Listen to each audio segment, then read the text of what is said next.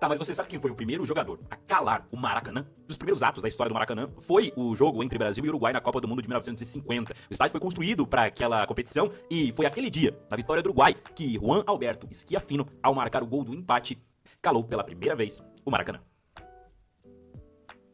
E é curioso, porque quando a gente fala sobre o Maracanaço, a gente lembra do gol do Didi, o gol da virada. Até porque o gol do Schiaffino, o gol do 1-1, já que o Brasil saiu na frente do placar, ainda dava o título para a seleção. Mas o entendimento na época é que o gol do Schiaffino já foi o recado do que viria à frente, quando o Didi virou e o Uruguai ficou com o bicampeonato mundial. E é sobre Schiaffino que a gente tem que falar, porque era ele, um dos grandes craques daquela seleção uruguaia. Meio-campista de 1,93 m de altura, jogador que normalmente seria um zagueiro ou um centroavante, mas na época já era um dos meias mais elegantes do futebol mundial. O Schiaffino nasceu em 1925 e começou a carreira dele no Peñarol, o principal clube do futebol uruguaio na época. E lá ele já se destacou como um meio-campista de técnica refinada, visão de jogo apurada, um organizador de fato. Foi como jogador do Peñarol que ele foi para a Copa do Mundo de 1950 e brilhou ao ajudar o Uruguai a ser campeão mundial.